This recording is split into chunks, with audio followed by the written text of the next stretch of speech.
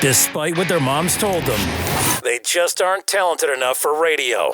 Unfortunately, anyone can have a show these days. Sean. Well, I'm pretty hard to figure out sometimes. In fact, I can't even figure myself out sometimes, so don't you try to. Joe. You're an idiot and really a disloyal person. This is the Cuse Militia. Now, those two unapologetically biased orange-blooded homers, Sean and Joe. It's the most bullshit thing I've seen in 30 years. Welcome, orange men and ladies. Happy Sunday. This is the Cuse Militia with Sean and Joe. At Cuse Militia on the socials. Go there, join the militia. Syracuse is bowl bound as the orange defense keeps NC State out of the end zone in a big way and remain undefeated on the year so far with a 24-9 win over the Wolfpack. The 6-0 Orange also move up in the AP rankings to 14th, and they went off the bye week with Babers. So breaking all sorts of glass ceilings. You'll hear from us. We'll hear from you and fan feedback quickly. Joe, I didn't give you a heads up on this because you were late, so I forgot. But did you listen? Did you listen to Coach Boeheim's presser over the weekend? What was it? I did. Friday? Was it Friday? Yes. Yeah. Okay. Anything in there other than maybe playing some man defense and doing some things a little differently? He mentioned he doesn't think that we're going to be as able to score like we did from the outside, but we got guys that he thinks are talented enough to really make a difference on the inside, which would just change the whole dynamic. And he thinks the defense is going to be a little better. That's about what I got out of it. Yeah. So yeah, I mean, yeah, they had ACC Media Day, and somebody in ACC Media Day, you know, they came out and basically asked what his expectations were or something like that. And he said, you know, that they're going to make the tournament. So, you know, all week long, there was a situation where there was, you know, media that were kind of making a big deal about it. They're saying, oh, Jim Boeheim said we're going to miss. So, you know, he made sure to let everybody know in media day and everything like that, you know, it should be your expectation to go to the tournament. And it's his expectation it wasn't just a this year, you know, an expectation for this year. If he would have been asked 46 years prior to Friday or whatever this week, he would have said the same thing. Exactly. So, you know, there's that. And then he also let his opinions be known about, you know, how, you know, he thinks that the teams should, how they should be judged. And kind of alluded to how good the Big Ten was during the regular season last year. He said they sucked. They sucked in the tournament, I think were the exact words that he said. So. He said they sucked in the tournament, yes. Yeah, so, and again, I mean, it's tough because college basketball and college football, you know, they're two totally different things. In football, you need a number, an arbitrary number.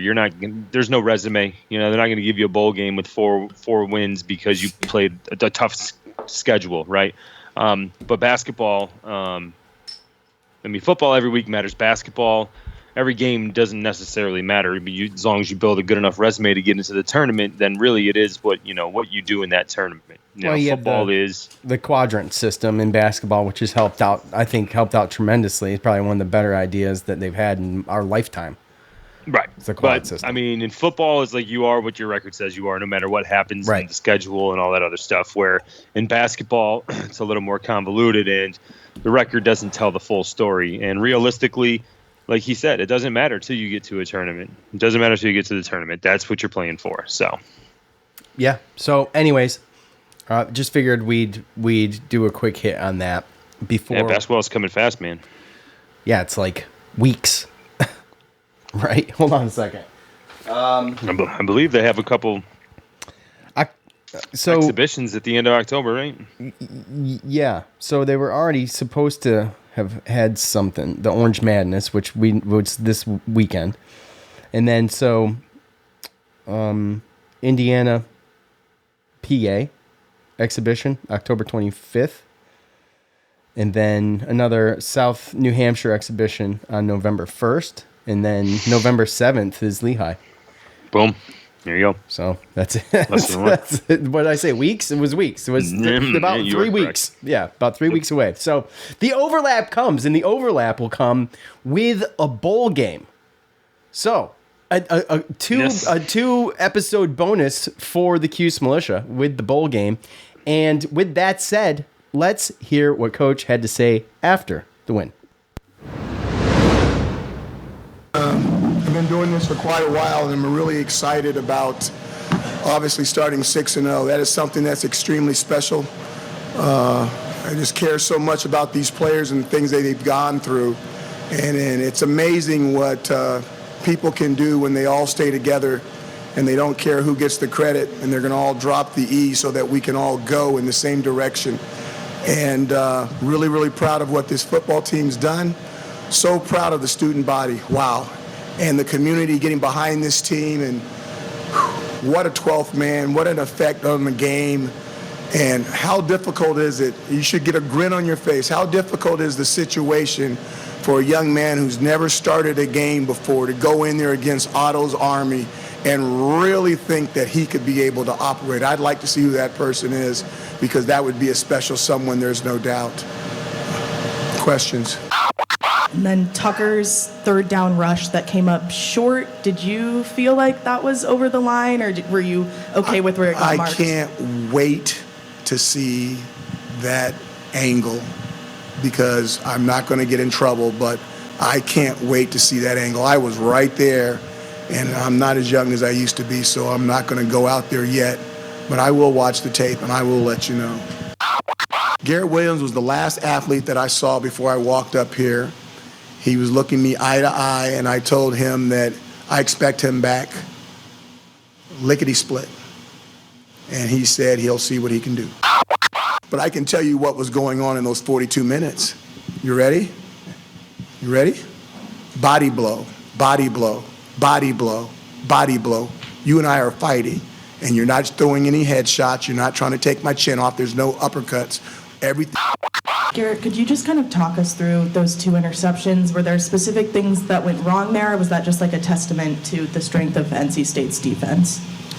Yeah, no, one of them, we thought we got him to jump off sides, and I looked at the ref, and he was reaching for his pocket, but I mean, I couldn't sit there and watch the flag come out, but and everybody else did too, because they abandoned the play. Everybody ran to the end zone, because that's only what you do. And we had one earlier, the first touchdown was the same thing. So, I threw it up trying to give the guy a chance, and sure enough, they look over, there was no flag, and then that's when you start to feel like an idiot. But that, and then the other one, we just got pushed out of bounds, and it was, the corner made a great play, but we just got to hold that line and let the ball drop in. But besides that, I mean, stuff to learn from. It's nothing that, we left 21 points out there easily just from those two plays and penalties when we had momentum. So, it's just a testament of what we can do, and we're going to start needing those, especially next week. We can't afford to turn the ball over twice and give Clemson two more opportunities like that. But the defense has been playing phenomenal, and that's just a testament to them being able to win with the way we've been playing like that. So. All right, Joe. Look, not a whole lot in there. There was a moment I didn't include because just the surreal moment with Dino watching the crowd storm the field, which was a lot of fun sitting at home watching. But I mean, with that said, that brings us to the first point that Coach was making there. Just really proud of everybody. Just a wildly surreal thing. It doesn't feel like it that much, but at the end of the day, this is the first time this Syracuse football team's gone 6-0 since 1987, and they were undefeated that year. Now, Yep. My expectations aren't there, but with that said, I mean, just a huge accomplishment, and to think about going 6-0, I mean, there's only, 12 of them left, I think, in the whole country or something like that. And I saw it earlier, and I should have counted them, but it might even be less than that. But the student body, Otto's Army, got the Otto's Army hat on today because they were amazing. The community was amazing. You can't sell out the Dome without the community. That is a locals effort, and there's some pictures that I've seen on Facebook from high above the Dome, looking down and around, and it looked beautiful. And man, I wish that was a constant thing in our culture to be able to pull that off. But with that said, big game, big crowd, 4 false starts, I think, and at least 1 timeout. That crowd causing that kind of ruckus.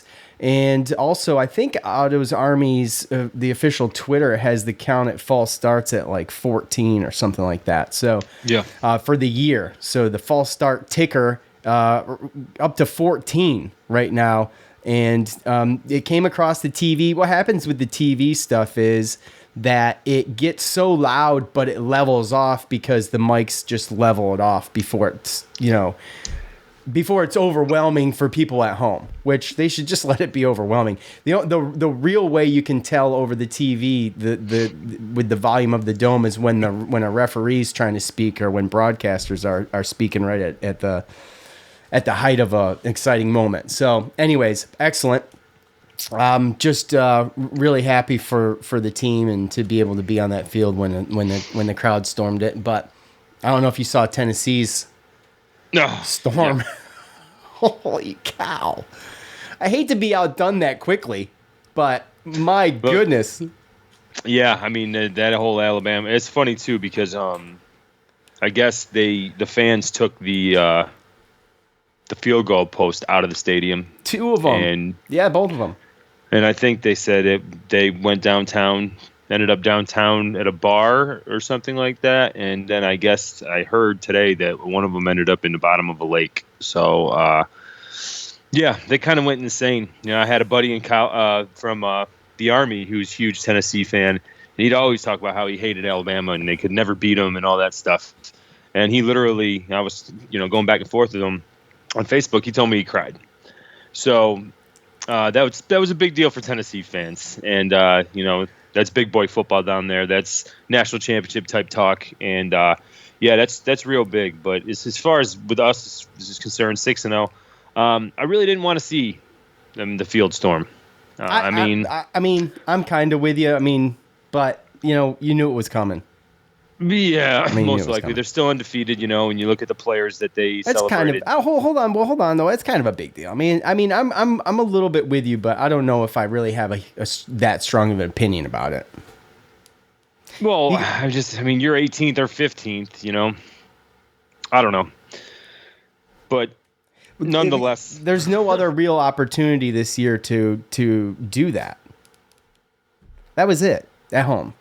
There's no other There's no other opportunity on the schedule that you pull off a win that's gonna justify you storming the field.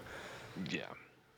Well, nonetheless, I guess I do say let's act like we've been there before, but we haven't really been there that much before, right? Exactly. So I guess I can understand that, especially with I was 9 with the students, that and what they've seen as far as seniors and stuff like that, right? So most of the kids are there for 4 years, man, and it's been since 2017.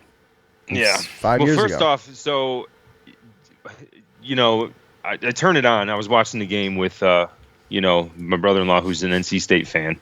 We turned it on and they announced, Devin Leary out for the game, which we knew he was out for the game, right? And then they show it on TV and it says, torn pec out for the season, gonna need surgery. And then my buddy was like, "What the?" He was all upset. He was more upset about that, fixating on. He's like, "Well, we're gonna suck the rest of the year, right?" Like, and then I'm sitting here thinking to myself, like, they lied to us. If you have a torn pec, I'm pretty sure that MRI is not coming back negative. Yeah, they lied. Coach Doran lied. But what is he gonna do? But he did say, he specifically said he'll be back this season. And he's not gonna need surgery.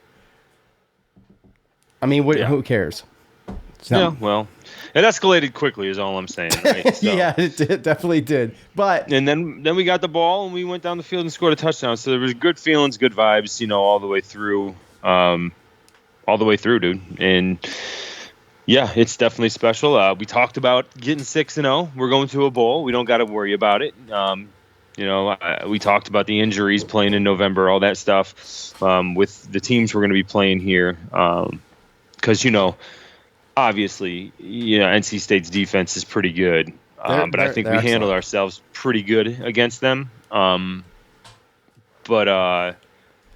that offense, man, I mean, they got a bye week, and they seem to get a little bit better. I mean, Chambers did throw the ball a little bit, and he was, elusive, but he definitely does have some weaknesses that I don't know that they're going to be able to overcome or teach, in the middle of the season. I don't think, they might have scored a touchdown, but I don't think that game was coming down to our defense versus their offense. Yeah, no, I just didn't see the game going that way, and I think it's the matchup. I mean, it was just down to both defenses and who's going to be the bend not break. Look, we had 2 turnovers. If you told me that Garrett Trader that we were going to turn over the ball twice and Jack Chambers wasn't going to turn it over once, I mean, I'd have told you you're a damn liar. So, I mean, it wasn't for lack of effort from their defense. I mean, it was just they couldn't capitalize, but they were pinned down. Both times they were pinned down. One was in the end zone and one was like down 25-yard line. So they both ended up around the same spot at the end of the day. And they had to go to the full field, and they just couldn't do it. So and speaking of that too, looking at some by the numbers at Orange Fizz, we snapped a 13-game losing streak that spanned over 12 years where when we turn it over twice and we don't force a turnover. So the last 13 games that's happened, which it's only happened in the last 12 years, we've lost 13 straight like that. So to be able to lots of firsts. So to be able to overcome that and be able to get that W, I mean, like you said, our defense played great. And I thought that they were going to line up and run it down our throats. I mean, I thought they were going to have more than 98 yards rushing or 95 yards rushing as a team. So usually, and you don't never know, because it might be a situation where, sometimes when a leader of a team or somebody that just you obviously don't have a replacement for goes down for the season, then sometimes there's players on your team that lose confidence. They lose faith of being able to reach their goals and expectations of the season. And, I do wonder if we did see a little bit of that on Saturday as well. Yeah. I don't know.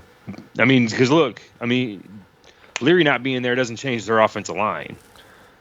So I still feel like we should have been able or they should have been able to do something, and for them to have time of possession 35 minutes to 25 minutes. There was 2 drives in the second half that are extremely long. I mean, it wasn't. No, there was only 5 drives in the second half. Okay, well, 2 of them were extremely long. I think one was like 15 or 17 plays or something like that. Something ridiculous. Yeah, no, so NC State came out. They started out 14 plays, 50 yards, 7 minutes, 53 seconds for a field goal. And then we turned around and 13 plays, 78 yards, scored a touchdown in 5 minutes, 39 seconds. And then they turn around and get the ball back, 18 plays, 56 yards, 9.5 minutes. So, and then we got the ball, 9 plays, 65 yards, 4.5 minutes. And then they ended up getting the ball at the end, and it was just, they ran out of time. So, I mean, that was the game. There was only 5. We only got the ball twice. We only had 2 possessions in the second half, and both times we scored touchdowns. This game could have been a lot uglier because obviously, like Garrett had said, I think everybody thought that was in a free play offsides when he threw that first interception. And then obviously the second one, like he said, the corner made a good play. The receiver gave up too much field, is how you want to call it. But he had position, he had leverage to be able to stop and do the back shoulder fade and catch the ball on the sideline, and he kind of allowed the defensive back to get in there and make a play. So, we can come from that, but like you said, holding them to 3 field goals and the yardage and everything. I mean, it was just. I don't know about you, but after we scored that first touchdown in the second half, I was pretty much like, okay, we're good. Yeah, I mean, it seemed to feel that way. The Tucker spot, the official, you went way out of order, like you always do. You just talk and then you end up at the end of the montage. That's okay though. The Tucker spot, not very controversial, I don't think. Not a good spot in my opinion. Looked like he had it.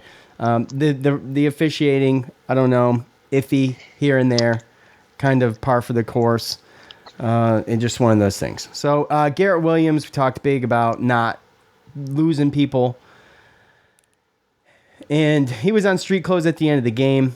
Tucker he ended up banged up a little bit and wearing a brace under some of his equipment, or wearing some equipment underneath his uniform there and stuff like that. And, he looked, he was slow to get up a couple times. I really hope that, a week of rest and some practice will help him out. But Garrett Williams, I'm a little worried about. Not really sure what that was because they never showed it unless he pulled something celebrating. But every time that he makes that tackle, and good tackle it was, and he gets right up and celebrates, and then the next thing you know, he's back down on the ground. I don't know. I mean, it was a hard hit. I don't know if it was a concussion thing or what. I mean, what they never speculated. So they were working on his leg, right? They said something about his leg. Yeah. So So did he pull something celebrating, or did he realize he was hurt as he was celebrating and went down? I mean, I think it was just a situation where something when he came in, him and Mikel Jones they bumped knees, and Mikel Jones, I think, won that battle. But I think he was so pumped up. I think he was so pumped up and he was adrenaline. So he kind of made the play, got up, celebrated, and then you saw as he turned around and started walking back, he started limping, and then all of a sudden they're like, "Oh, orange player's down." And then when you took him off the field, I mean, he was putting no pressure on his right leg. So again, it kind of makes me nervous. I'm sure they're going to be doing tests and all that kind of stuff. But the one thing that I do like, and it was a positive anyway, was that, when Elmore and Stephon Thompson, when they went down, they were back on the sidelines in the second half with equipment, crutches and all that, right? Yeah. He was just standing there. Yeah. Now, I didn't see if he was wearing a walking boot or something like that. But you're not just going to be standing there with nothing if you have some type of torn something. So I'm kind of hoping it's just some kind of deep tissue, or kind of maybe just some type of real bad, just bone bruise or something something that, normally with some stuff like that happens with a knee on knee. But hey, kudos for Isaiah Johnson coming in, transferred from Dartmouth. He came in, he made great plays. And I mean, I think he finished with third or fourth on the team with 5 tackles. Fifth. Yeah, so those guys came in, and you saw the team's battle. You saw guys get hurt. I was surprised at how we handled ourselves against the run in that front line. And we need Garrett back. That's obvious. We need Garrett back, but how about what can you say though for the guys that have, like the Derek McDonalds and, like you mentioned, the Isaiah Johnsons? But that's what I mean.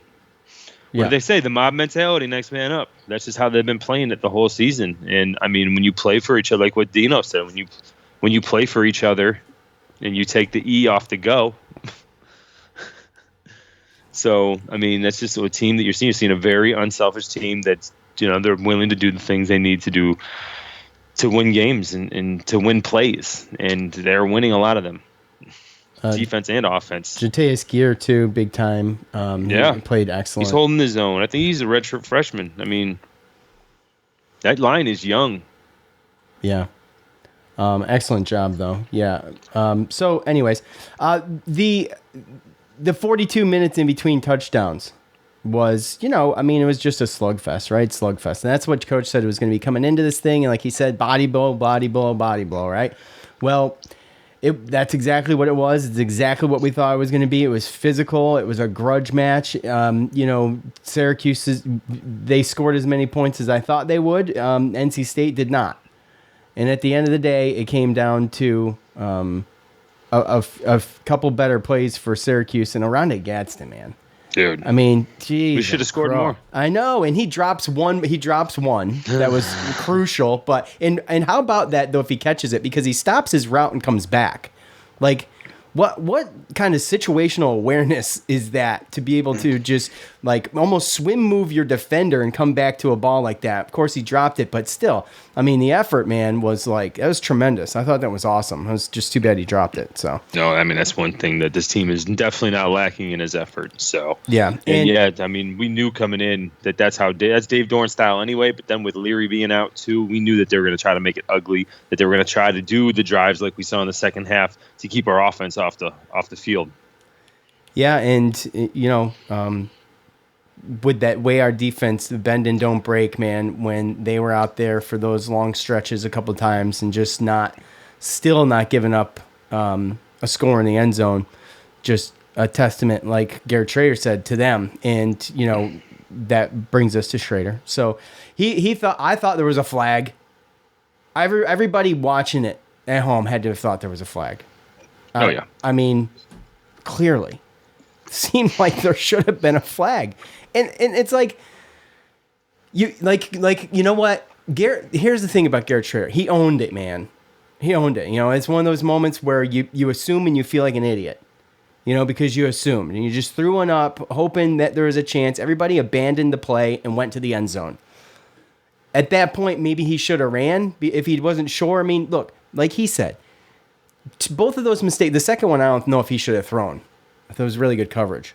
But that first one, that's a learning moment right there. And he is just a guy who just will not, he's just not a throw it out of bounds guy. I mean, I'm not sure if he even threw it out of the bounds once on purpose during that whole game. He's just... I mean, he has. No, he has. Of course, he's had to have done it. But he's just one of those guys that's like just determined to create some kind of positive yardage in a play.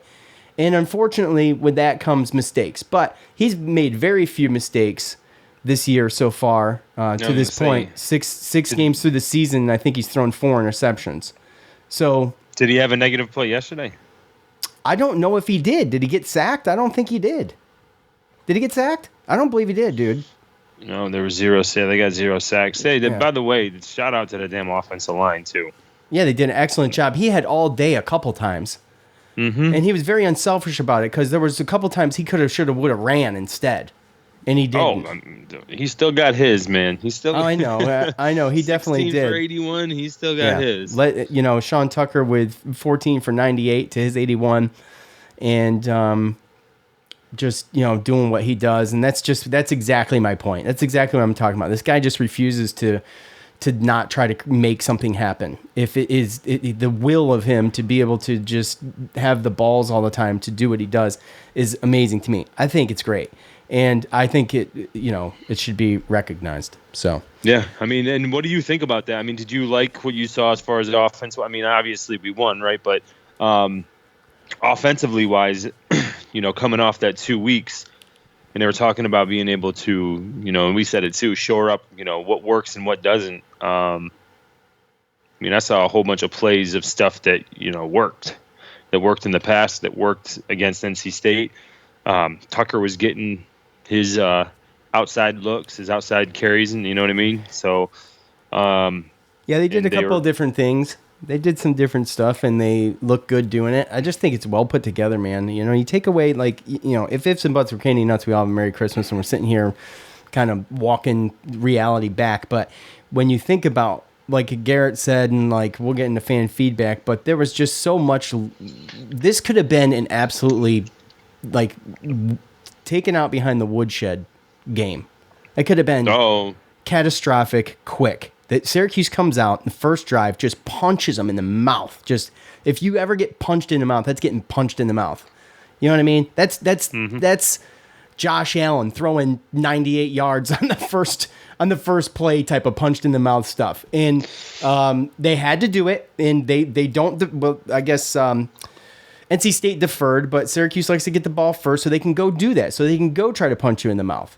And they've done it numerous times this season, but to be able to do it against a defense like that's coming in here, going into the dome and playing a big game like that is just excellent. The scripted plays, I mean, just the offense, the coaches, man, I don't know, dude. We are beyond what I thought this would be. I mean, we were already beyond what I thought this would be, but when you look at it and you like a 30,000 foot view and you look at it, it's just what a time to be a Syracuse fan. And we are patient. I know fans me and you? Fans like us are patient. Yes. We sat here, Joe, and how many losses through doing these podcasts? We did what, 1 in 10 season or something like that one time, or what the hell was it? No, that was COVID. Yeah, I know, but it's still, we had what, 5 and 7 last year. It's been rough. It's been rough. Very rarely have we gotten to come here not very rarely, never. It's the first time we've gotten to come here and go just talk about win after win after win. and winning the close ones and winning when you maybe shouldn't, right? And getting some of the breaks that we don't get. But a lot of that is the will of this team. It's not just luck, and it's not just officiating. It's the will of this team. And they've willed a couple games. Not this one, but they've willed a couple games. I mean, they let's be honest. It's 24-9. At the end of the day, it's kind of an ass kicking. Dude, and it could have been more. Obviously, you look at, we threw that ball interception in the end zone, right? So we were going in to score. So you're looking at another 31. On top of the fact that NC State, second half especially, slowed this down purposely to try to keep our offense off the field. And you look at it when you look at like team stats. We only ran 55 plays. I mean, people can look at it. Oh, they only had 389 yards. I mean, we outrushed them 389 to 255. They had 10 more. They had the ball 10 more minutes than we did. But you can look at it. They only had 389 yards. Well, we only ran 55 plays. And to put that into any type of perspective, like Purdue, we ran 65 plays. Virginia, we ran 71 plays. They're only 55, and they slowed it down on purpose to keep our offense off there, obviously. And in the second half, you got to score when you do that, though. Yeah, exactly. And that's the thing is that they did that, right? But then they had two full possessions, let's just say, in the second half, and so did we. They kicked field goals. We scored touchdowns. I mean, that's what it is. If you're going to go that route, like you said, you need to be able to score touchdowns, and then you need your defense to keep people off the field. But to me, I was enthused about just seeing them come off of that bye week not rusty, coming out against an NC State defense that we know is good, and going down and scoring a touchdown. The fact that now we have a number one receiver that we can actually take advantage of. And I don't care. I mean, again, he caught 8 balls. Sean Tucker caught 4. And then there was only 4 more balls that were caught by a different receiver. Yeah, and I mean that's Sean Tucker. To your point, I mean, yeah, there was 4 more, and that's a little worrisome, a little bit. I mean, I get that Arande did the bulk of the work, and that's excellent. But it's going to come to a point where Alford and Cooper, they're going to have to do more. Well, yeah, and they'll be able to as soon as other teams realize that they can't guard Arande Gatson with one person. Right, true. Because as soon as they start doubling him, then that's going to open up something else for somebody else, right? Yeah. I mean, realistically, when it comes down to it, if it ain't broke, you don't fix it. I mean, Arande got 8 catches for 141 yards and 2 touchdowns, right? It's been over 1,000. I think that there's another, by the numbers of Orange Fizz, it's been 1,078 days since we've had a receiver have over 140 yards and 2 touchdowns. So in the game, obviously, that's very good. That's very good stat keeping. Oh yeah, it is, right? Talking about that, yeah. So I mean, Garrett Schrader was pretty good minus the interceptions, but I mean, he was averaging 5 yards a carry. Sean Tucker was averaging 7 yards a carry. Arande Gatson had a ridiculous receiving day, and when it comes down to it, we ran the ball 30 times, and we threw the ball 25. So it was pretty balanced. It's been balanced. It's been very balanced. Yeah. And so, when it's not broke, you don't fix it. So you use these guys. You make those other teams completely take away Arande Gatson, and you make them, and the things that they would have to do to completely take away Sean Tucker, Garrett Schrader, as far as their legs, and Arande Gatson, somebody is going to be wide open because it's hard. Yeah, I heard that. So again, word of the damn year, evolution. We had a bye week. We saw it. I saw an offense evolve, even if it was pegging Arande Gatson for 8 catches and 2 touchdowns. If that's going to work and the defense is going to let it work, then that's what we do until somebody else forces us to change. Yep. All right, it's time to hear from you.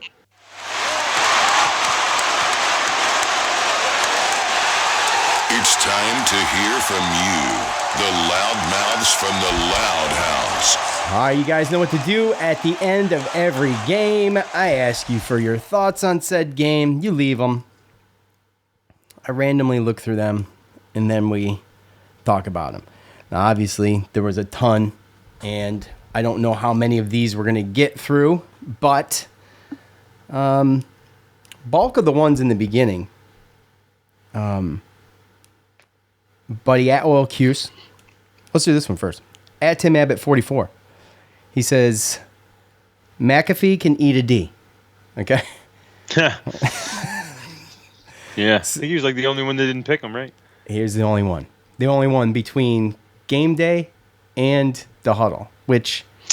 Yeah, but he's a troll, and he kept talking about it on game day, and it was like he was talking about it's annoying because a lot of the people in their ears and in behind the scenes, because it's like it's a school that has a lot of the broadcasting and the stuff that goes behind it, Yeah. So a lot of those guys in those industries know a lot of Syracuse people, graduates and stuff like that. So I think he was doing that more to just troll that side of it, to be perfectly honest with you. And I like McAfee, honestly. Me too. At Oil Cuse, great win. If we didn't have those stupid interceptions, this game could have been a blowout. The refs were awful. Leave it up to Captain Patrick to bring up the refs. And I'm with you. I'm still sticking with my preseason prediction of 8-4 because of all the injuries, but I could see this team beating Boston College, Pitt, Florida State, and Notre Dame. So, I mean, look, it's time. What can we do? 6-0. I don't plan on going 6-6. I tell you that. At McHandle 8. I think that's McHandle. We were the better team and deserved to win. Defense shut them down. If anything, we should have won by more. Absolutely. At Sean Jacob Bean, I'm happy for Syracuse. I thoroughly enjoyed the game. The offense could have really put up a 40 burger. We cut out the mental errors and we leave Death Valley with another W. So, it's not going to be it's going to be a tall task to go in there in that kind of environment. You're looking like an SEC type environment as far as Clemson goes. And to go in there, they've been there before, but to go in there and pull off a win, it's going to be a tall order. And I think what is Clemson up to? 5th? I think they're 5th in the AP, but I think they're 5th. Yeah, and they're undefeated. So, two teams are coming into that game undefeated, and only one's leaving undefeated, obviously. So that's true. State the obvious, but there's 9 undefeated teams left, by the way. 9. What did I say? 12. Yeah. Yeah. A lot of undefeated schools. There was a lot of matchups where undefeated schools were playing against each other yesterday. So it's a situation where they knew like a Clemson Syracuse situation. Yeah. So in Clemson, they have a target on their back. Look, they're running away with this thing, and if Syracuse wants any kind of chance at a conference championship, then they have to be. Well, I'm just saying, dude. They have to be. But I know, and this is the whole thing. This is why we talked about this a couple years ago, where it was like it just sucks because it's like because you have to go through Clemson. You have to beat Clemson and then lose to nobody else, or at least you can't lose to most likely. Most likely, because you're right. The year we beat Clemson, they were 11-1 or something. That was the only game they lost, right?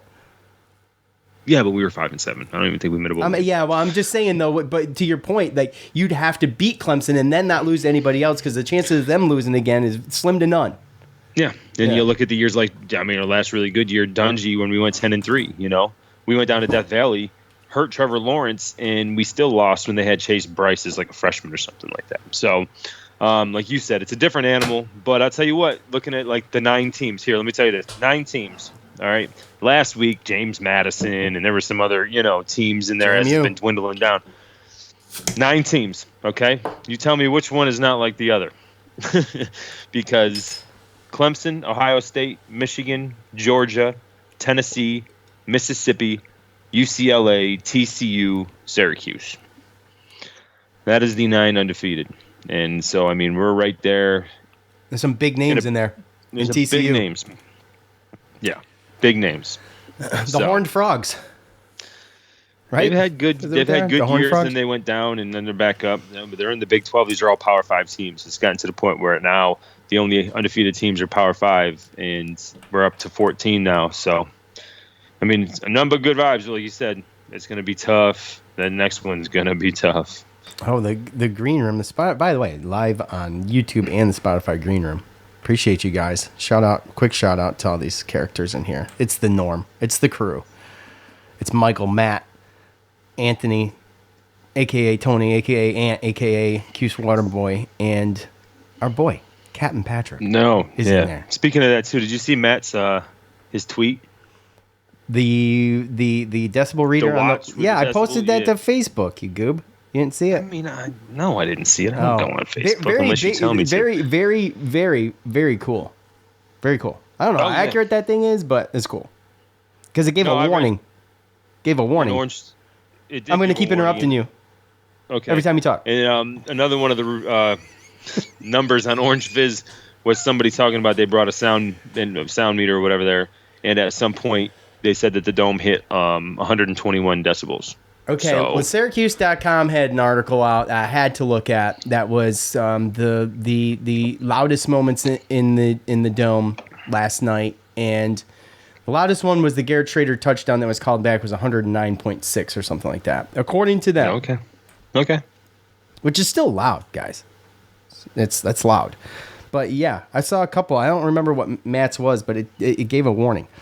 At No Blanchard 44. I don't think I've ever been so proud to be a Syracuse football fan. Got to limit the turnovers. Though there was certainly an offside call that was missed.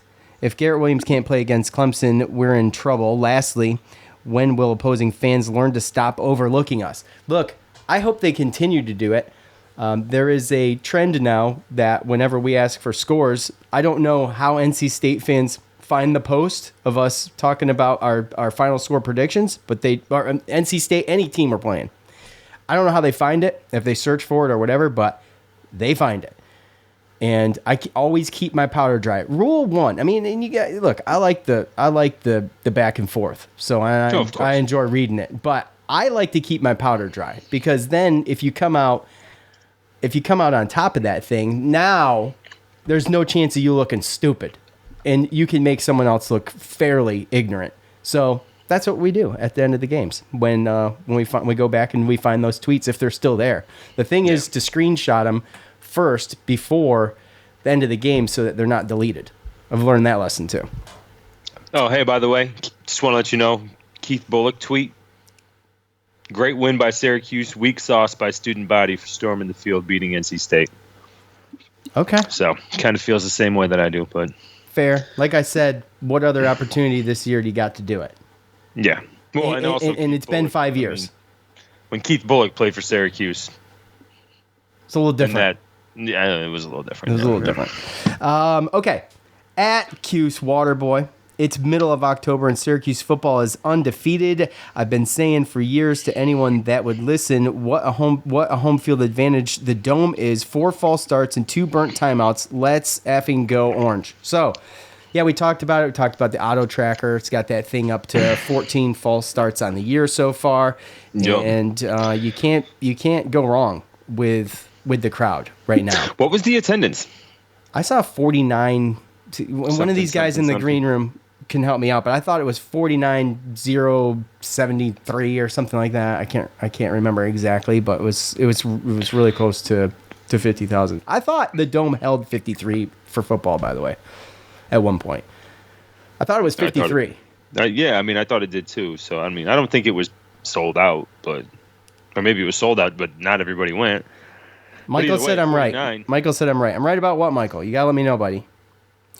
So anyway, it was the 10th time that it was technically sold out in the history of the Dome, by the way. So we just hit double digits on TV. It looked excellent. There's a couple good pictures on Twitter, and they have 49,705. Thank you, Matt. Okay, 49,705. So right there, is that max capacity? I don't know. Because like I said, I thought it was 53 for football. Anyway, moving on. At Colette Jeff, SU tried hard to lose. The penalties are killing them. The ACC calls will never go SU's way.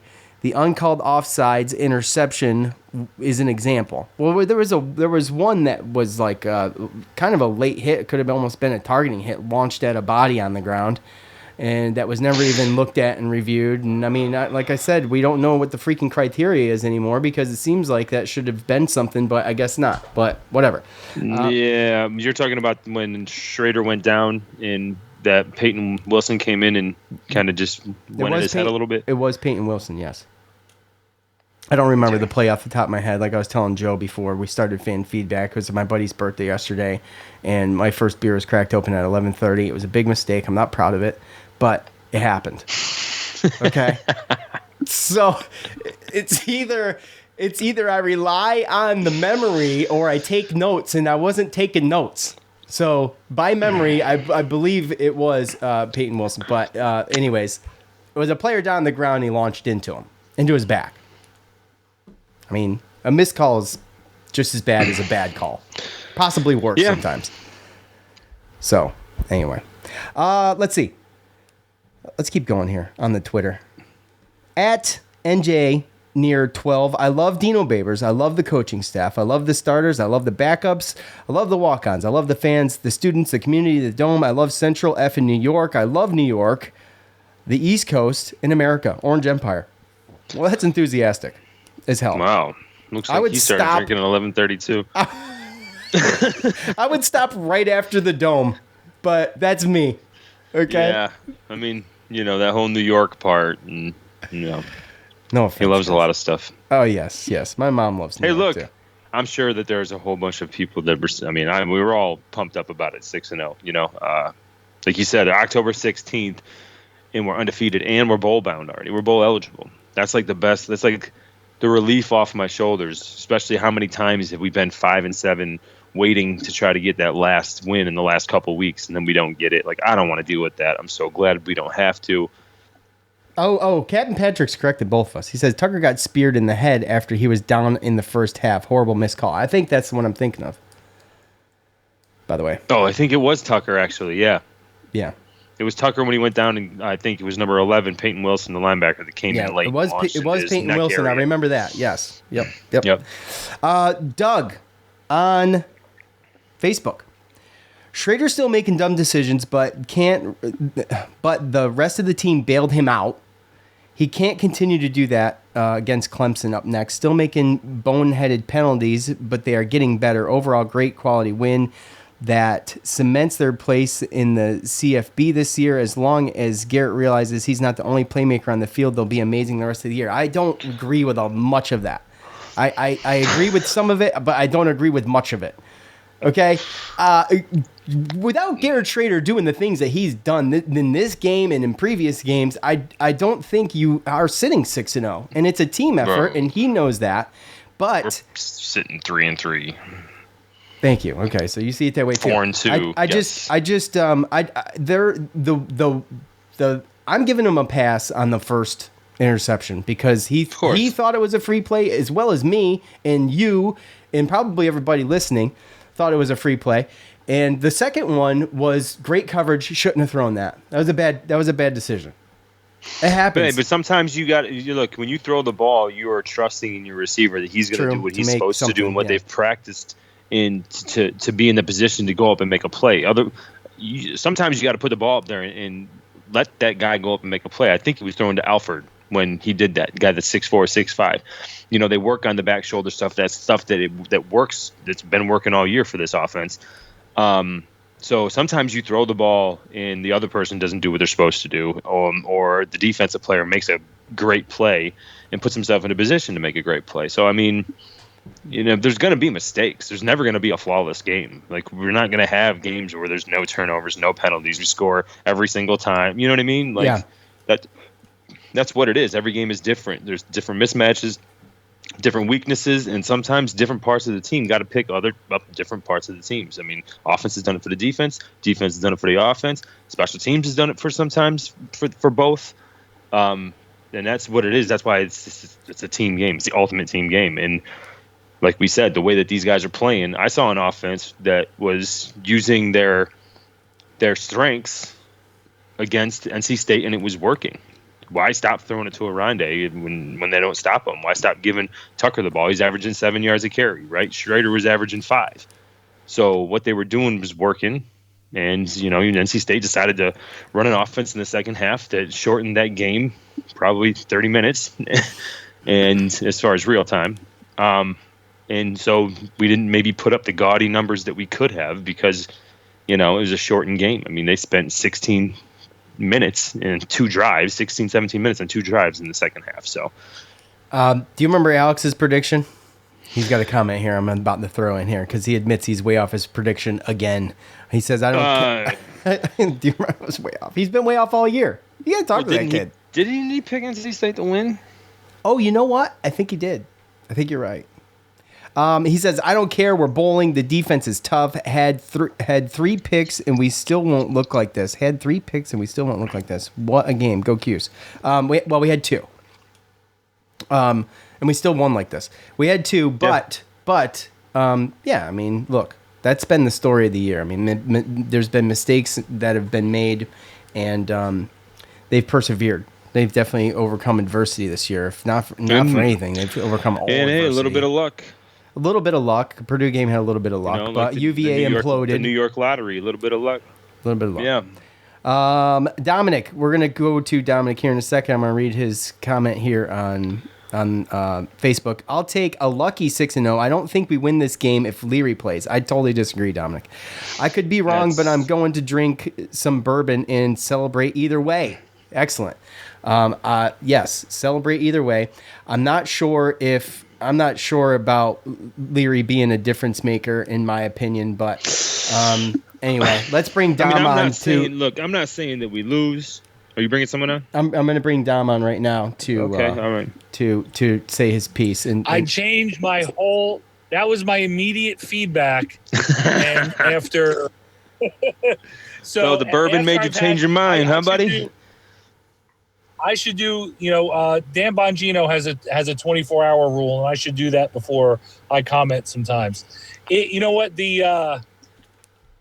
Once again, because I deliver. I don't understand why the post office still delivers mail on Saturday, but that's for a different discussion on a different podcast, I guess. So, but I'm listening. You broke out the Dan Bongino. You broke out. Hold on, time out. I was doing something, and I just realized you broke out the Dan Bongino. Go ahead.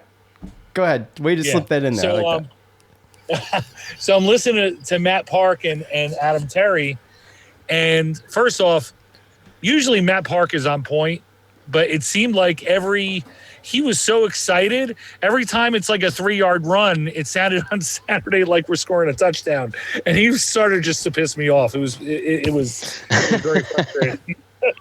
So, but the 2 interceptions kind of upset me, but I couldn't see anything. And the guys were not talking about the plays. So I get home, and my son is home, and he's like, Dad, for lunch, I took a late lunch because I wanted to catch some of the game. I deliver the route is I'm my own mailman. I'm a very lucky guy, so I can go home for lunch. So, he's like, they jumped and they didn't call it. So then I've looked back at some of the game on just replays and stuff. And like I sat and thought, and I said, wow, we scored 24 points against NC State. Only Clemson has done that. So, and they also, the second half, we had 3 possessions. It was 2, and then we had a late third one. And like they pulled, and if you guys are Buffalo fans, I'm not a Giants fan. I'm not saying this to troll you guys, but like they pulled a Parcells, against the Bills. Just hold the ball so they can't score. Hold the ball so they can't score. And it was actually like, if you think about it, it's like, wow, he looks at our offense as being able to beat their defense. And this is a top 3 defense in the ACC, and he did not want us to have the ball. And so I changed my whole thing. I think we would have won with Leary too. We may have won even bigger because they would not have. I don't think they would have run the ball as. That second half would have the way it did. Yes, they wouldn't have done that. Yeah. We would have had more possessions. They probably score more, but I mean, right. See, the thing with me that's it's difficult for me, right? Because like we were talking about it earlier, and I know nobody heard this because this was the front end of it. But I'm going to be quick to not particularly jump into we would have beat them either way, because sometimes in team games, especially football, stuff like that, somebody gets hurt and then a team knows that okay, we don't have a backup that can come back, and maybe they're not confident in this backup to be able to live up to that guy's talent. And sometimes, teams start to fall apart a little bit, right? They lose a little bit of confidence. Going down in the COVID year. Yeah. Well, but I'm just saying, who the hell knows? Quarterback. Who the hell knows? But that's what I'm saying. Is we're never gonna know. So I mean, I'm just saying that this game could have been a situation where they kind of lost confidence. Oh, they found out Leary's done for the year. Oh, there goes our season.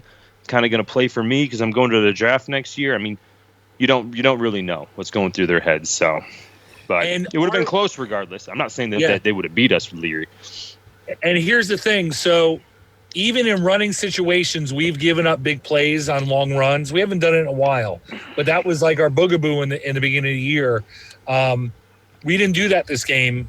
And a 3-3-5 sometimes is definitely like a bend and don't break against the run. And I think it performed really well. And our defense, even with stacking the box and then here and there, we let up some pass plays. But that's going to happen when they just run at you. And against good defenses, you're going to throw picks. So if you throw, forget the free play one, you got to just – that's on the refs. I can say it. I won't get fined. You know what I mean? But, against a good defense, you're going to throw a pick. He's probably going to throw a pick against Clemson in Death Valley. It just can't be 4. You know what I mean? So it was to score 24 points with a lack of plays. I think Dino said they ran 55 plays, and we scored 25 points, 24 points. Right. 24 points, almost 400 yards.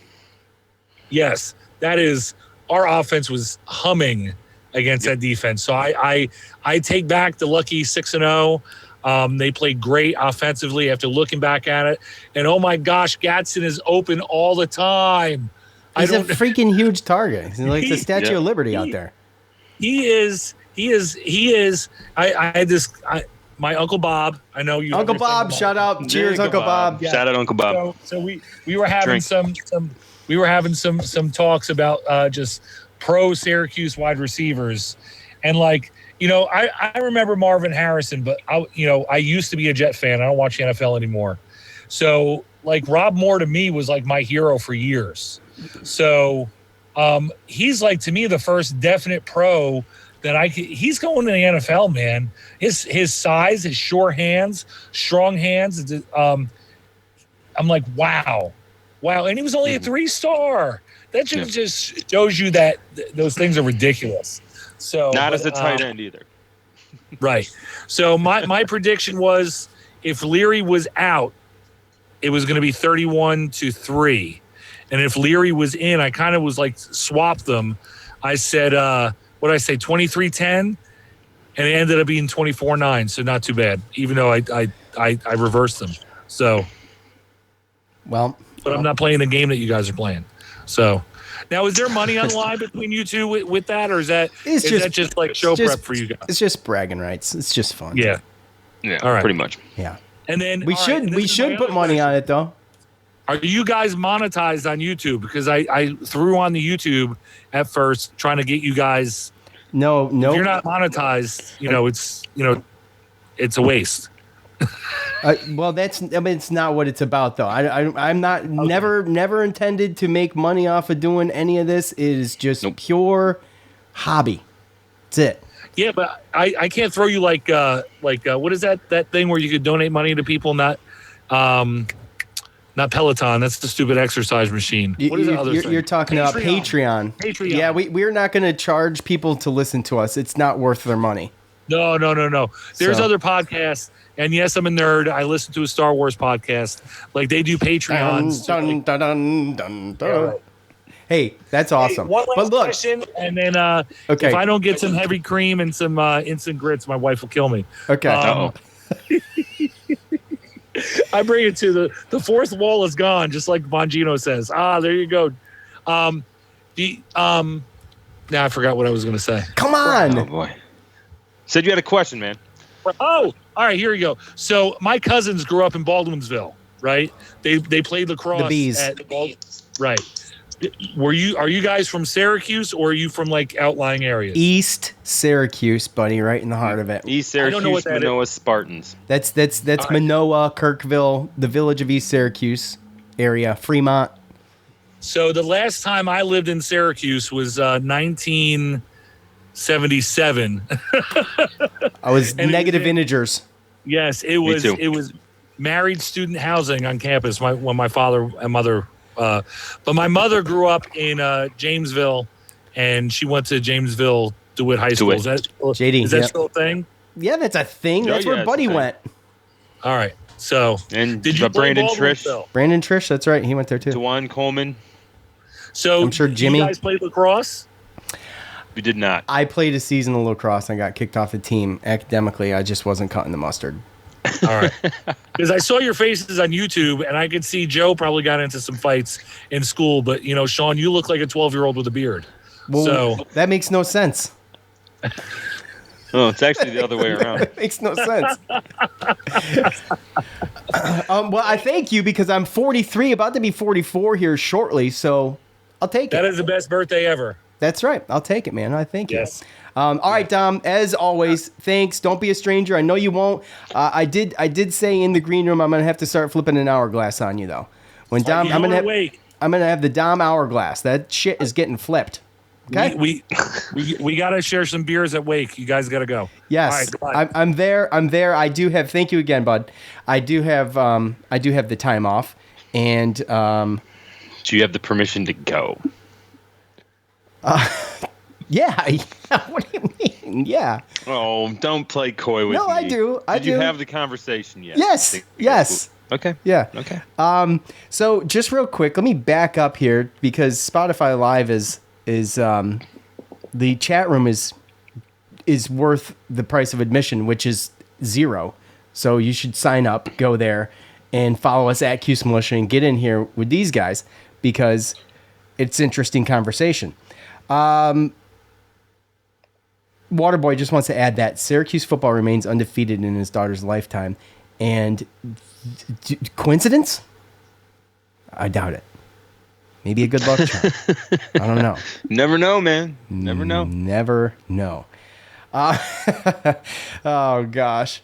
Okay. All right. Moving on here. Oh, my gosh. Just read in the green room. You should get in the green room to see what actually goes on in there, Joe, when this is going down. Because I try to hop back and forth to read it, and it's easy to get sidetracked.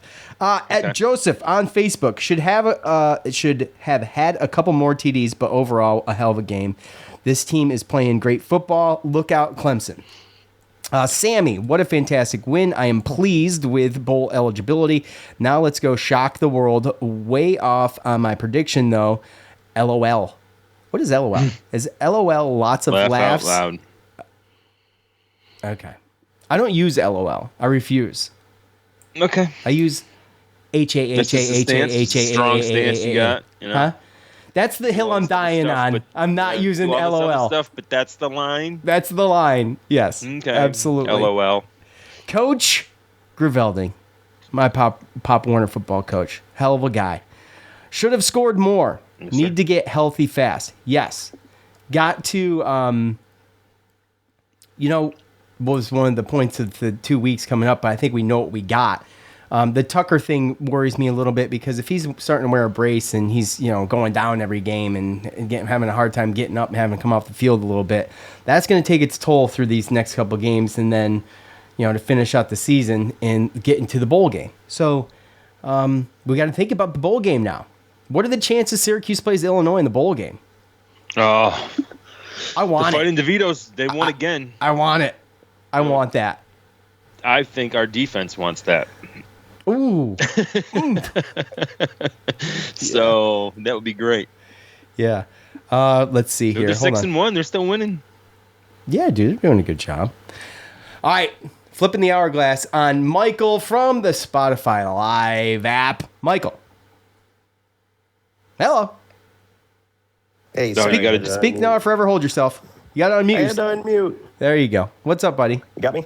Yep. Hey, how's it going? Great. How are you? Well, I'm doing fantastic. Giants just won. Yep. SU won.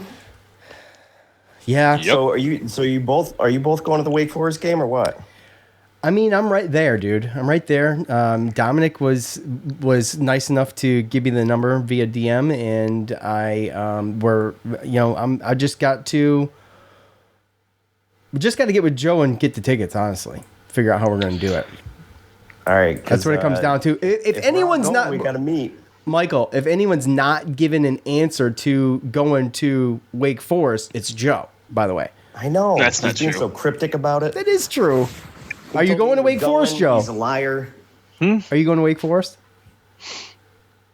Yeah. Dude, that was so sus, as my 8-year-old says. That was so Oh, so suspicious. you say sus, but LOL. It's just I love it. Have you been reading any of this chat? This is crazy. It's interesting, right? Oh my god, so funny. Anyways, yeah. So, dude, how is that not a targeting call? By the way, I don't know, man. At least go look at it and decide whether or not it is or not. You know, I mean, I was watching it on Hulu Live, right? So I'm like pausing it, rewinding it. I'm like, how is that not targeting? The dude literally was on the ground for like a half a second, and the other guy comes along and just pops him. yeah. Well, he launched into him, if I remember correctly. So that was my point. It was like 100%. right. So, 100%. what else you got, Michael? Oh, I don't know. It was a great game overall. It was a great to game, be right? Perfectly honest. what were you most impressed with, bud? Yeah. Hey, give me your top concern. Give me your top. 100%. Yes. Okay. Give me your top concern. What's your top concern? The injuries, man. The injuries. I mean, when I saw Williams go down, I was like, oh no. Oh man, it was heartbreaking. But from what I hear though, like on Twitter, they said he's all good. Okay. Well, he probably just got a stinger, like Joe was saying in the front end of the show. Looked like he bumped knees with Michael Jones. Like the Tucker. Yeah. It almost looked like that's what Tucker got too. Because I mean, if you look at the play where he kind of didn't get up right away, he was on the sideline there after he had like it was like a 25-yard run or something like that. And he wasn't quite getting up. The dude popped him right in the side of the hip. So I think it was just like a hip stinger or something. I don't think it's anything serious. He had some gear under his pants on his leg, though, that the broadcasters pointed out. And Matt Hasselbeck, hold on a second. He was criticizing. He was criticizing Sean Tucker for putting that game away instead of sliding down at the 1 yard line and run the clock. Now I understand some of that, but just put the thing away. That doesn't even matter. They put him up 2 scores instead of just 1. So that doesn't make any sense. Well, they still could have kicked. They could have taken more time off the clock and kicked the field goal and still been, 2 scores man. up. So I mean, I know. Pour it on. Thank you. Exactly. I'm like, shut up, Hasselbeck. I mean, who cares? But I wanted to see him run. I was like, hell yeah, this ices it. That's it. I don't care how much time came off the clock. It wasn't even much left anyway. So, anyways. Well, and on top of that, what's his face? Chambers wasn't doing anything. So, and our defense was stopping them at every turn. They would have never scored. They wouldn't even gotten close. No, it's not even. Yeah, who cares? All right, Michael. But hey, listen. So we gotta. I got your guys' numbers, so we'll have to get together with Dom at the game, do some tailgating or something. Yeah, I gotta bring some Michelob Ultra Lights for Joe and his girl figure. Yeah, well, thanks, man. I'm a Corona Light guy. If you're buying people beer, that's my request. I actually last time we met up, Joe. I don't know if you remember. I grabbed a 6-pack of Mick Ultras for you. Do you remember? Oh, now you owe him, Joe. He's basically saying you owe him. That's what he's saying. Yeah, I drink the expensive IPAs, so grab a bunch of those. Okay. Oh, come on, man. I don't even know what that means. I'm just kidding. When I get tickets and everything's confirmed, I will definitely let everybody know. All of the NC crew, I will let them know, and you included. It's gonna be awesome, man. What time do we have a? Do we know what time? No, we the game's don't. Gonna start, you think? We don't. Joe says historically it's noon, but we'll see. Yeah. So I was thinking 3:30. I mean, let's say for shits and giggles, let's say we beat Clemson, and then we go to Notre Dame comes to the Dome, right? And then is it Florida State or Wake Forest? Florida State. Yeah, Florida State, then Wake Forest. So that's a long road to go. But I mean, let's say we lose maybe one or two of those games, they'll probably put it at like 3:30, don't you think? Well, I was wondering. They could. I was wondering if it would be if it could be bumped up to a primetime game myself. I mean, it might. It depends on what our record's going to be. Like, if we just drop all the next ones, all these next 4 games, then we're definitely not going to be primetime. It'll probably be noon, but don't think that's going to happen. But I don't think so either. Yeah. But anyways, it was nice to hear Dom for the 45 minutes that he talked. Dom's a talker. He's going to start his own podcast here soon. Oh, God. It's he's 4 hours long per episode. Well, he loves the recruiting, and then he forgets what he's talking about. That's classic Dom. Classic Dom. Yeah. He's running errands for his wife, so he's got to make sure that he's got his list and he's got everything in order. I wouldn't be surprised if he writes it down. He probably does. He's like, wait a minute. He's probably looking for it, No. and if he forgets it, he probably gets his ass kicked. So you don't go to the store for your wife and not get her everything she asked for when you go. Oh no, you have to bring a list. Yes. There's nothing wrong with that. Okay, because I do that. I want to hear what Tony had to say about being in the game, being at the game, because he was definitely there, right? Oh yeah, Matt, Tony. If he's on yeah, there. yeah. They're all in there. Oh man, I wanted to go to that game so bad. No, My wife dude, yeah, actually said- that's definitely what I would have. Yeah. She goes, because we're flying up for the Notre Dame game, right? And she goes, oh, we should have gone to the state game instead. And I was like, now you tell me. Well, I think Notre Dame's a good pick. I mean, there's you have the rank aspect and the crowd and all of the everything else surrounding that game. But that's, I mean, if they pull off a win against Notre Dame, that's huge. I hate Notre Dame. I'm sorry. I can't stand Dude, there's so many them. Notre Dame fans in Syracuse, too. I can't stand Notre Dame. And I can't stand the fact that they stay ranked for so long, even when they're doing, like, they lose to nobody. Like they lost to Marshall and they were still ranked, weren't they? They lost to Marshall and they were still ranked. Like, how is that possible?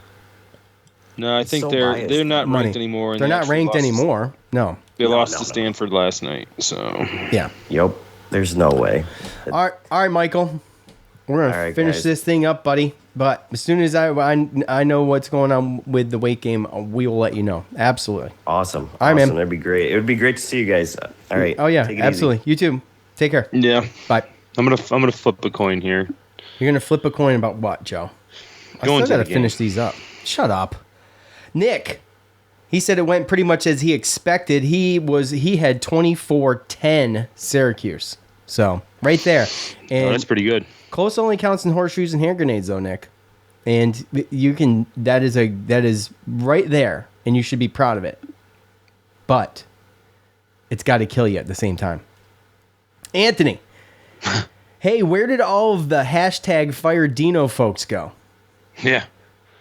Well, I mean, no one's going to be calling for a coach's head at this rate, at this stage in the game. But absolutely, I mean, look, we knew he was throwing everything at the wall he could this year, right? Yeah. In the offseason. Well, I mean, I think some of it, though, I think that sometimes there's been limitations. I think that sometimes in the past there's been that kind of stuff. I mean, why is there a reason why we didn't have a special teams coach for 2 years? Why is there a reason that this is the first year that he has a quarterback coach, not the offensive coordinator doing both?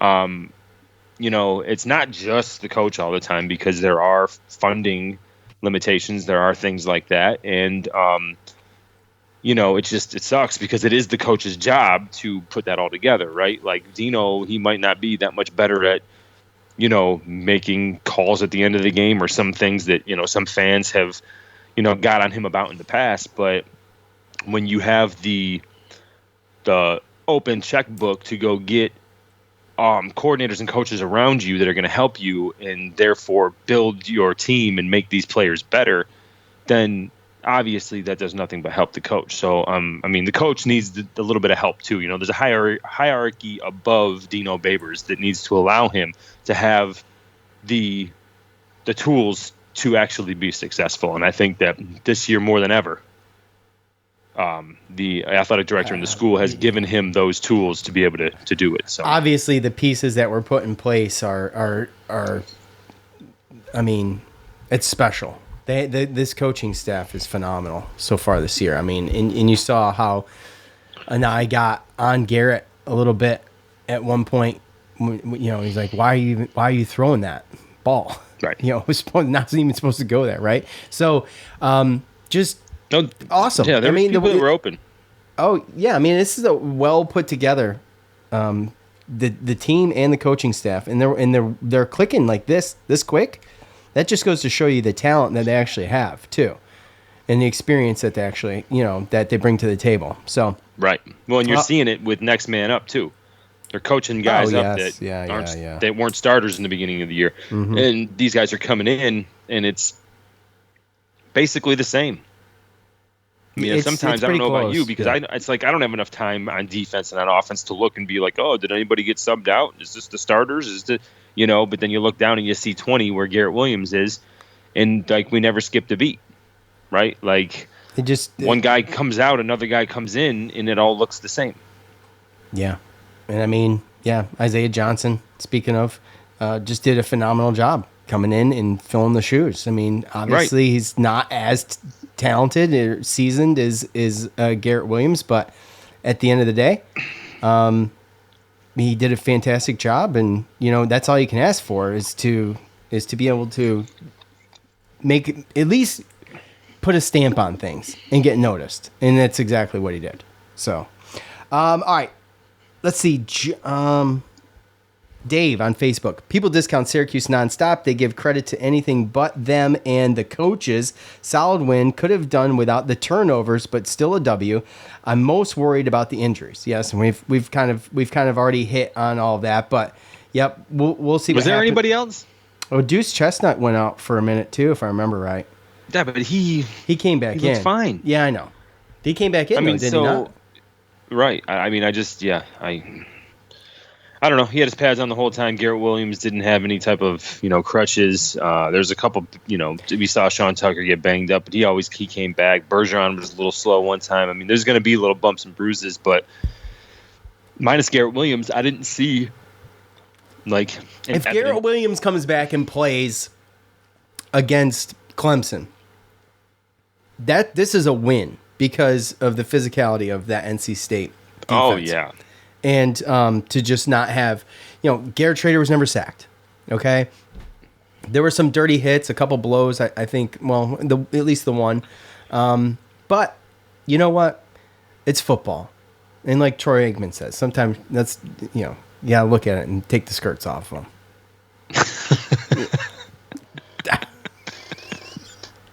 I know you're not allowed to say that, but we don't hold much water here, so who cares? Let's see what we got here. Let's finish up. Let's finish up with Joe P, old friend of the show. What a fantastic win. Offense did what it needed to do, got points when needed, looked like they were trying to give it away, got to reduce the penalties. Vettorello. It was almost a whole game. He came this close. This freaking close. But other than that, I'm pleased with bowl eligibility. By the way, it's the second one to say that. That's good. I didn't think we'd get there, honestly. Now let's go shock the world. And that's the phrase heading into this week is shock the world. And can they do it? I don't know. Number 14 going in to face number 5 Clemson in Death Valley.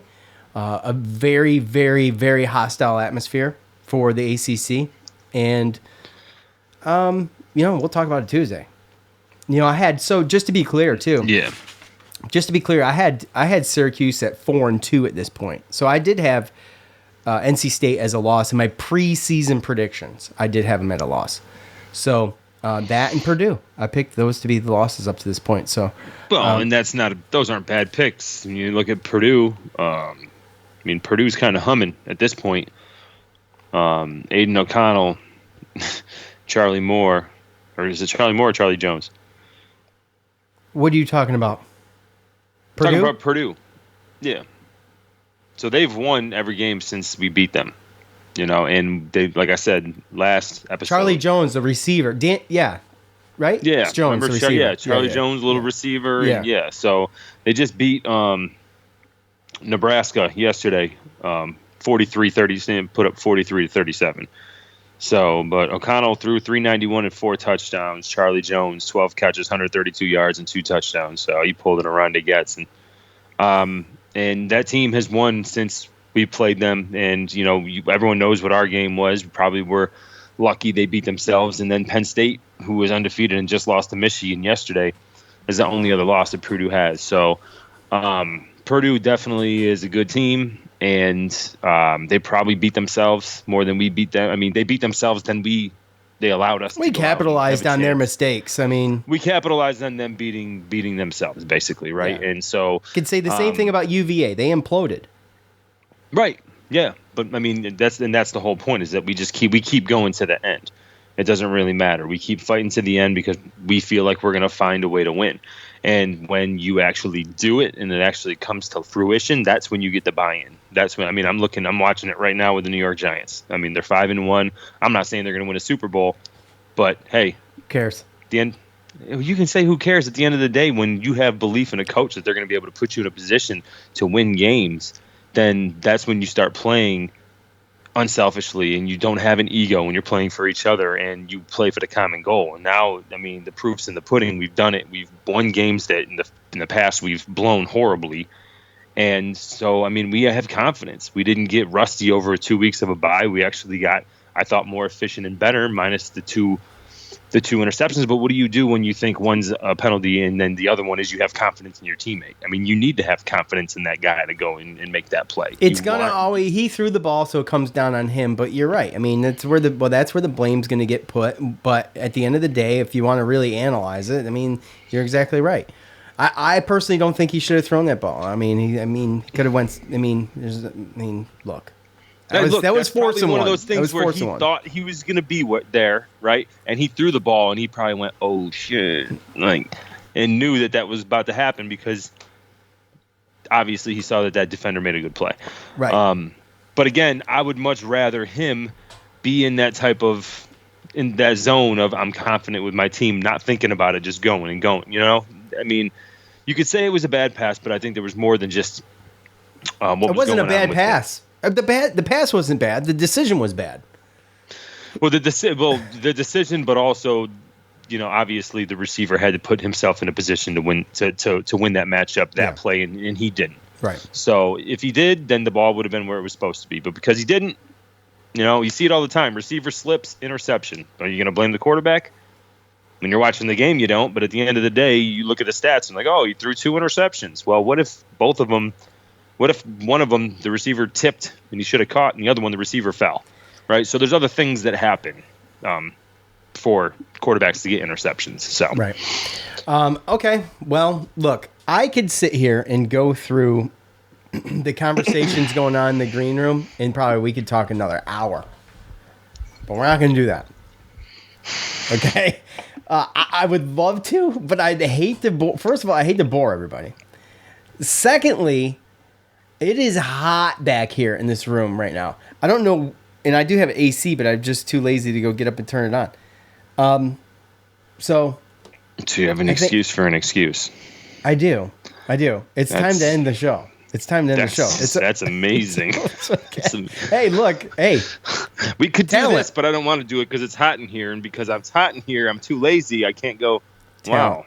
Talented. Just say you want to end the show, bro. Just say you want to end the show. I just want to pay very close attention to everything you're saying, too, so I can get educated on all of it.